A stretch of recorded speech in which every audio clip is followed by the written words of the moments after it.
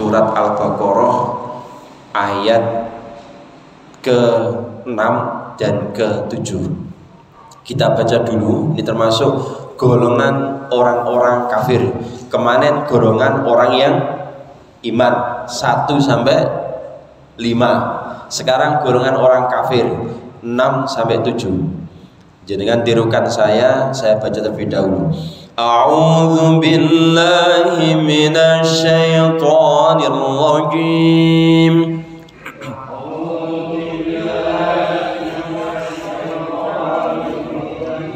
Bismillahirrahmanirrahim.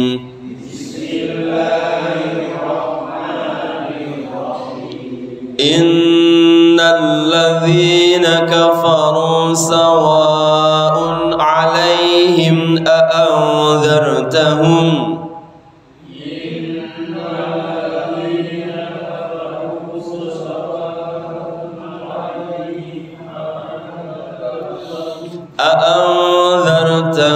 am lam tunzirhum la yu'minun.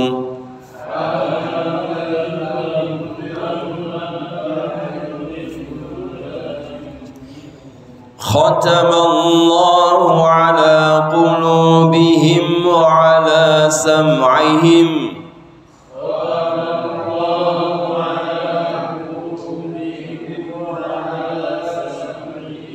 wa ala absarihim ghishawatun wa lahum 'adzabun 'adzim.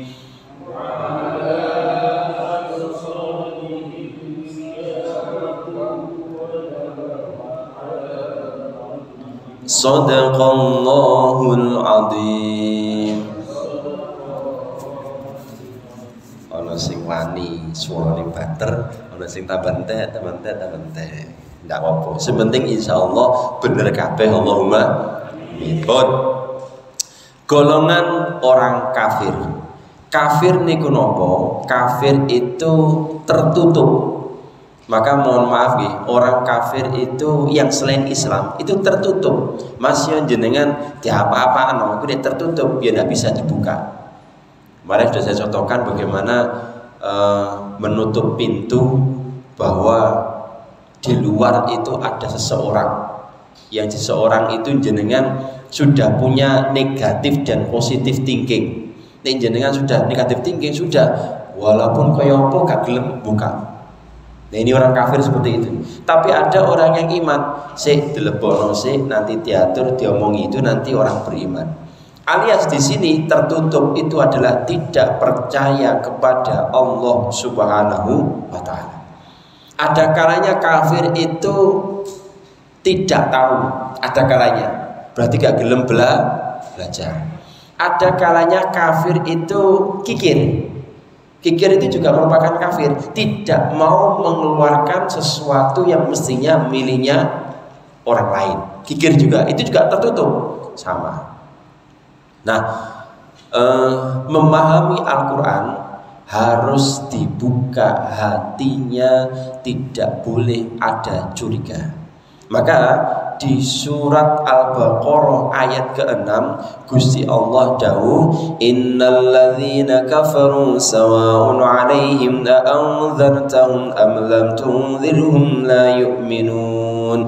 Sesungguhnya orang-orang kafir sama saja bagi mereka, kamu beri peringatan atau tidak kamu beri peringatan, mereka tidak juga akan beriman. Soalnya wis tertutup. Jadi jenengan ceramai kaya apa sampai elek kurang gamek. Tuh diceramai macam-macam karena tertutup dengan kegengsiannya, dengan keyakinannya, maka tidak akan bisa panjenengan rubah orang itu. Dan yang bisa merubah sejatinya hanyalah Gusti. Dalam suatu riwayat dikemukakan bahwa firman Allah Subhanahu wa taala, yang berbunyi innalladzina kafaru sawa'un 'alaihim sampai pada walahum adzabun adzim, diturunkan tentang kaum Yahudi Madinah yang menjelaskan bahwa mereka itu walaupun diperingatkan tetap tidak akan beriman. Maka panjenengan kalau melihat orang-orang yang saat ini selain Islam, dalam bahasa Al-Quran namanya kafir, itu panjenengan berikan informasi tentang Islam, mereka tidak akan bisa masuk Islam tanpa adanya hidayahnya Gusti Allah. Abu Jahal, Abu Lahab kurang pinter apa nih? Hebat orang-orang jahiliyah zaman dahulu. Jahiliyah itu bukan ngapunten nggih. Jahiliyah itu zaman kebodohan, bukan bodoh intelektualnya. Mereka pinter-pinter. Rata-rata mereka bisa menyusun puisi-puisi yang hampir mau mengalahkan Al-Quran, tapi tidak akan bisa. Yang disombongi oleh Allah Subhanahu Wa Taala, silakan buat satu ayat, mereka tidak mampu. Tapi kualitas sastranya, kualitas puisinya itu sudah hebat-hebat, sudah luar biasa. Waktu itu di Ka'bah ditempeli yang namanya puisi sastra yang hebat-hebat di kalangan waktu itu. Tapi tetap tidak bisa mengalahkan Al-Quran karena sastranya tingkat tinggi. Oke. Orang yang telah ditentukan tersesat oleh Allah SWT, niscaya tidak ada yang dapat memberinya petunjuk, sehingga kau Muhammad jangan bawa dirimu pada penyesalan atas mereka. Ini yang harus kita pahami. Jadi Kanjeng Nabi itu walaupun memberikan masukan, memberikan nasihat kepada orang-orang kafir, Kanjeng Nabi itu enjoy, tidak merasa sakit hati. Panjenengan ngaten nate kula sampeaken, jenengan nuturi kancane, nuturi keluargane, nek gelem melok ya alhamdulillah, nek gak melok aja lara hati. Sebab apa? Yang bisa merubah orang itu hanyalah Gusti Allah. Kurang apa nih yang namanya ceramah tenggene YouTube dengan kualitas para ustadz yang luar biasa, tapi orang yang selain Islam tetap sing jamaah yang terjamaah, sing gak jamaah tetap gak jamaah. Ya karena memang belum saatnya dibuka oleh Allah Subhanahu Wa Taala. Tapi jenengan jangan ngomong gini, aku kok gak jamaah nang nggone masjid, aku gurung oleh hidayah. Iki namanya al bintu wal goblok. Ya, jadi hidayah itu harus dicari. Lana dianaum subulana dalam ayat yang lainnya. Hidayah, petunjuk, nurnya Gusti Allah itu harus dicari. Bagaimana caranya? Kudu belajar, kudu ngaji. Makanya panjenengan kalau sudah bertanya, bagaimana Ustaz saya bisa ikhlas? Ngaji terus. Engkau sesuai ikhlas dewi. Saya belum bisa menikmati jamaah terus. Nanti insya Allah suatu saat akan bisa menikmati jamaah. Kon khusyuk terus ndelok potongane jenengan kula ra iso, mboten saged. Kon khusyuk terus lima waktu mboten saged. Kecuali mboten Kanjeng Nabi. Tingkatannya Sayyidina Ali karramallahu wajhah itu ya ndak bisa khusyuk terusnya. Di saat khusyuk dalam kondisi tertentu, omane awak dhewe sing mikir utang, mikir penggawean, mari ngene gak ono panganan mikir. Salat kok bermikir Allahu Akbar. Mari aku mangan opo, terus delek nanti mikir. Makanya Kanjeng Nabi menyampaikan katal faqru ayyakuna kufron. Orang yang fakir, orang yang melarat niku mendekati kafir. Maka hati-hati. Maka seringkali sampaikan, jika memang keuangannya Masjid Al-Ittihad ini lumayan, maka harus melihat jamaah yang ngapunten nggih, ekonominya kurang bagus. Selamatkan mereka, ojo sampai nanti kedahuluan orang kafir. Nanti nek kedahuluan gara-gara dikei super mie, diseringkali dikei beras, akhirnya ngomong ini, lah iya, kok apik wong iku yo timbang kancaku sing Islam. Jangan sampai seperti itu. Nanti mohon maaf, kita umat Islam nanti akan kena masalah di akhirat.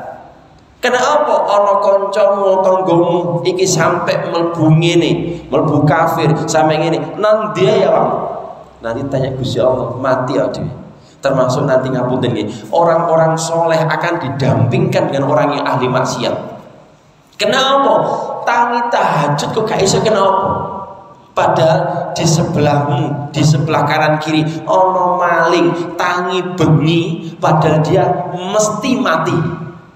Digepuki wong. Kenapa nek awakmu jatah swarga kok gak gelem tahajud? Itu nanti kita mati kutu disandingkan dengan orang yang ahli maksiat dengan orang yang soleh. Nek bengi digugah tahajud, wayahe ana beker alarm muni malam meleh. Bareng ngono alarm itu pateni terus turu maneh ujug-ujug wis subuh. Ya Allah, padahal para maling-maling ini informasi kemarin di pondok saya kedatangan Kapolres Tabes.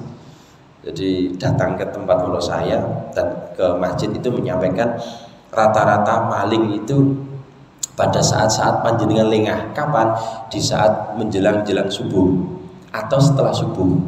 Terus siang di saat jenengan lengah juga menjelang habis duhur itu jenengan lengahnya itu saat mereka bekerja. Terus panjenengan hati-hati jika ada 2 orang itu mesti satu nih maling. 2 orang ya, 2-nya maling asli. Cuma satunya bagian garap cari barang, yang satu mengawasi, mengamankan. Ono sing polisi atau ada orang tidak, itu mesti seperti itu. Jangan curiganya harus seperti itu. Kalau ada 2 orang, satunya turun terus tolak-toleh dan biasanya helman kan, biasanya gitu. Maka itu salah satunya biasa nih, tapi tidak mesti juga nih. Kalau sing ngeterno barang ya ono, tapi umumnya menurut analisa para polisi itu satunya maling atau dua-duanya maling juga, sama satunya bagian ngawasi. Terus kenapa curanmor itu gak bisa selesai?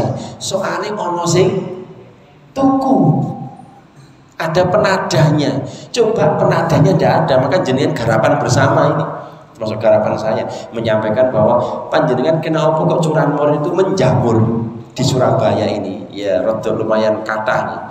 Itu karena rata-rata sing nadahi enten, sing tumbas enten, bahkan ngapunten enten sing pesen, saya minta nanti tahun sekian-sekian ya delekno. Itu.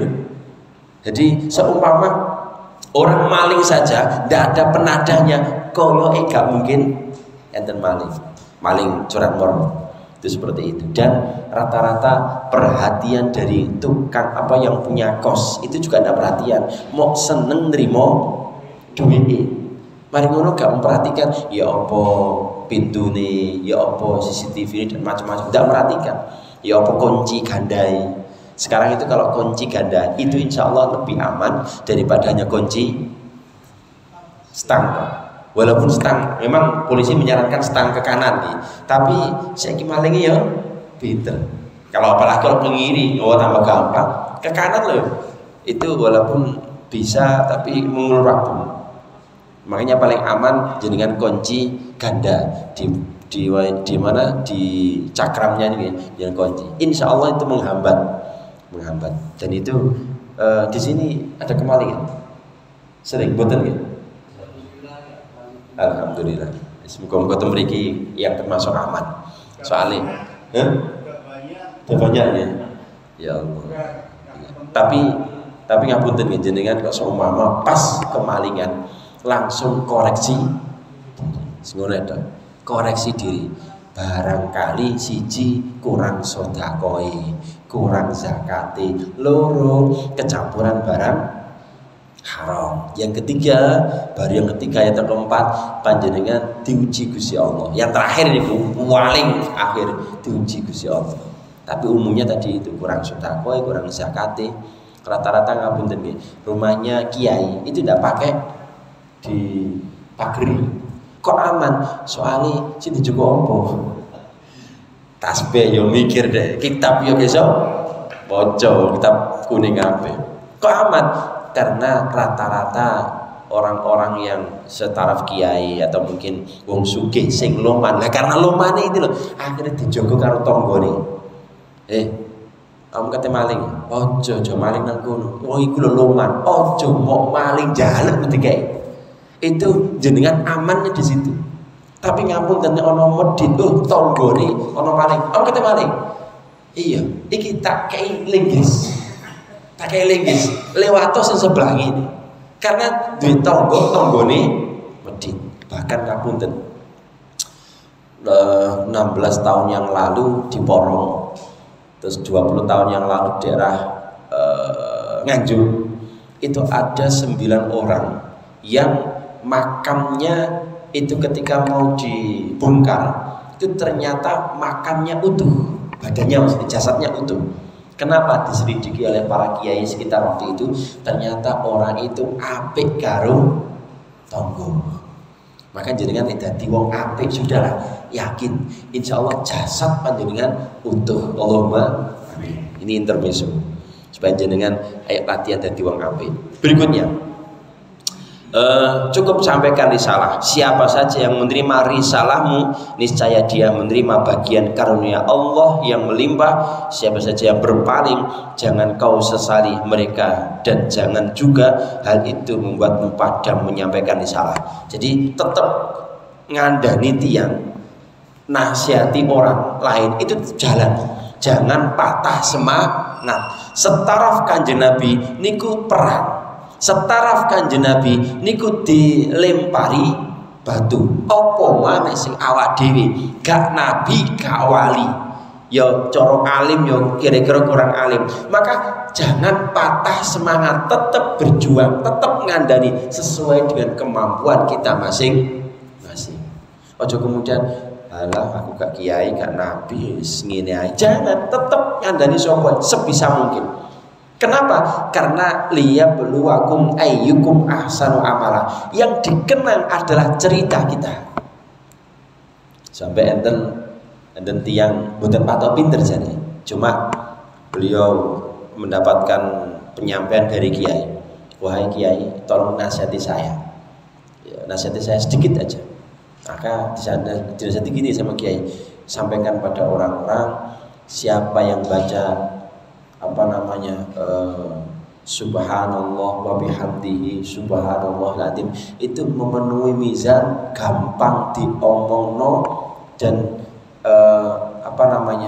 luar biasa bacanya. Wis angger wong diomongi baca subhanallah bihamdihi subhanallahil azim, omongane gampang, disenengi Gusti Allah, terus kemudian memenuhi mizan, ngono angger tiyang dicatet. Sampai piyambake ajenge meninggal dunia, itu yang disampaikan itu subhanallah bihamdihi subhanallah azim, itu memenuhi mizan, kemudian disenangi Gusti Allah, gampang ucapane, kemudian meninggal dunia dalam keadaan husnul khotimah. Maka orang meninggal dunia tergantung kebiasaan. Nih biasane ngaji, insya Allah meninggal dunia dalam kondisi ngaji. Nih insya Allah jamaah meninggal dalam kondisi jamaah. Tergantung panjenengan bagaimana biasanya. Kafir juga bermakna pengingkaran atas kebaikan orang lain. Sebagaimana hadis riwayat Bukhari, aku bermimpi di neraka melihat pemandangan lebih berat yang belum pernah kusaksikan seperti hari ini. Kulihat kebanyakan penghuninya adalah perempuan. Sebab apa ya Rasulullah? Tanya sahabat. Sebab kekufuran mereka. Apakah mereka mengingkari Allah? Tanya sahabat. Mereka mengingkari suami dan mengingkari kebaikan. Jadi memang nanti penghuni di neraka umumnya banyak perempuan.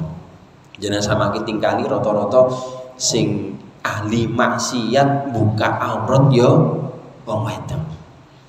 HP iki mau kotak ini. Tapi ini sing apa niki mempromosikan, mengiklankan tiang istri, anak perempuan, gadis. Terus bajune rada buka.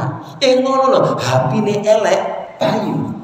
Mobil kan mau ngono tok bentuke kotak model yang ngono tok. Kok iso laku? Soalnya sebelah ono wong wedok yang di situ buka aurat. Memang luar biasa. Panjenengan hebate kaya apa? Kalah karo wedok. Kiai lho. Iki ra pinter ngomong nek wayahe kiai. Nang omah goblok dadakan. Nek diomong karo bocah profesor kurang tinggi nih kayak apa S3. Iku nek mulai diomeng karo bojo, S3 nih hilang, profesornya hilang, hati goblok. Ya Allah, hebat. Oh itu aku hebat. Makanya jenengan aja sampai ngalah apa jenenge nyerang itu. Enggak kayak anu kelepek-kelepek jenengan.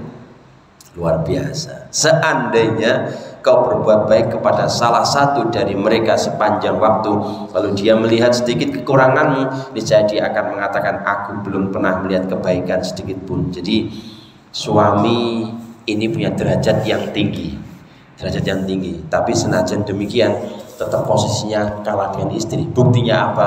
Al jannatu tahta aqdamil ummahat. Surga itu ada di bawah telapak kaki ibu.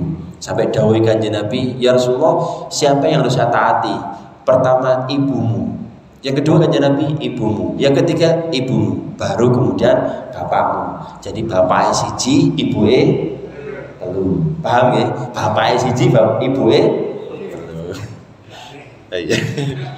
Oh coba banter, gue nanjenengan dalil ini. Bu, ima jare Ustaz ngono. Bapak siji, ibuke telu. Sidore ini go enteng go. Dalam riwayat lain dikemukakan bahwa dua ayat itu diturunkan di dalam peperangan Al-Ahzab yang terjadi pada tahun ke-5 Hijriah, yang berupa serangan umum yang memperlihatkan kekuatan angkatan perang kaum musyrikin menyerbu kota Madinah. Ayat yang berikutnya, ayat ke-7, khatamallahu ala qulubihim wa ala sam'ihim wa ala absarihim ghishawatu wa lahum 'adzabun 'adzim. Ini sifatnya orang kafir. Allah telah mengunci mati hati dan pendengaran mereka, dan penglihatan mereka ditutup, dan bagi mereka siksa yang amat berat.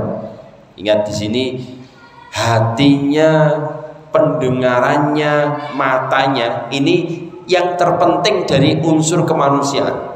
Kalau hatinya sudah tertutup, pendengarannya, penglihatan tertutup, maka sudah angel tutup. Makanya sampai ada pernyataan dari wong Jawa, oh anjene ati nih wis atos, hati ini atos, wis angel wis, angel. Maksudnya Allah SWT mengunci hati, yakni orang itu tidak dapat menerima petunjuk, dan segala macam nasihat pun tidak akan berbekas padanya. Sudahlah, kalau memang ada orang yang seperti ini, sudah tidak usah diteruskan, wis kandani. Setelah itu dibiarkan, cari yang lainnya yang bisa dikandani. Maksudnya mereka tidak dapat memperhatikan dan memahami ayat-ayat Al-Quran yang mereka dengar, dan tidak dapat mengambil pelajaran dari tanda-tanda kebesaran Allah yang mereka lihat di cakrawala, di permukaan bumi, dan pada diri mereka sendiri. Maka sebetulnya orang itu kalau ingin melihat kekuasaan Gusti Allah, lihat ciptaan Gusti Allah yang hebat.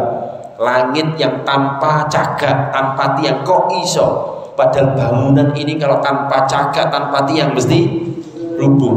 Kok bisa? Itulah kehebatan Gusti Allah. Kenapa tubuh kita ini ada organ-organ yang seperti itu? Kok bisa aman? Kok bisa seperti ini? Itulah ciptaan Gusti Allah. Ada saraf, ada sel-sel dan macam-macam. Sawangannya tegak seperti ini. Kalau tidak ada balung tulang, ya ngelimprot. Ya. Ini kehebatan Gusti Allah. Maka orang kalau sudah mengerti dirinya sendiri akan mengerti Gusti Allah. Pernyataan Allah akhirnya mengunci hati dan akal sehat mereka bukan mengandung informasi yang menjelaskan, tetapi mengandung penjelasan proses tartib atau rangkaian peristiwa atas keburukan yang sebelumnya mereka lakukan, sebagaimana dijelaskan sebagai berikut. Allah mengunci mati hati mereka sebab kekufuran mereka. Ketika mereka sesat, Allah kemudian menyesatkan mereka, dan kami bolak-balikan hati dan pandangan mereka sebagaimana mereka tidak pernah beriman pada awalnya. Orang nek wis anjene takdire tersesat, takdire mati hati ini, maka angel tutu lali, angel diberikan nasihat, sudah seperti itu pasrah no Gusti Allah, ben Gusti Allah nanti yang meluruskan. Pembelajaran sifat dari surat Al-Baqarah ayat 1 sampai 7 ini, bahwa orang kafir sulit menerima masukan. Karena apa? Tertutup hati, pendengaran, penglihatan. Bagaimana bisa merubah orang kafir, merubah orang yang kita nasihati? Doakan. Wis, itu kekuatan kita di situ. Ad-doa mukhul ibadah. Doa itu puncaknya ibadah. Maka jenengan kalau ada acara apa-apa itu yang terpenting di doanya. Bukan ya ceramah ya penting, tapi di doa itu yang terpenting. Jadi seperti ini itu doanya terpenting di belakang. Doa mukhul ibadah. Tadi doa kita di awal juga di akhir nanti. Maka itu yang kedua. Yang ketiga, nek sudah dinasihati, sudah didoakan, tetap gak mau berubah, pasrah tawakal nang Gusti Allah. Ucapkan la haula wala quwata illa billahil aliyil azim, bahwa kita tidak punya kekuatan apa-apa, kita tidak bisa merubah siapapun, yang bisa merubah hanyalah Gusti Allah. Amin ya rabbal alamin. Pun wallahu a'lam bishawab. Surat Al-Baqarah ayat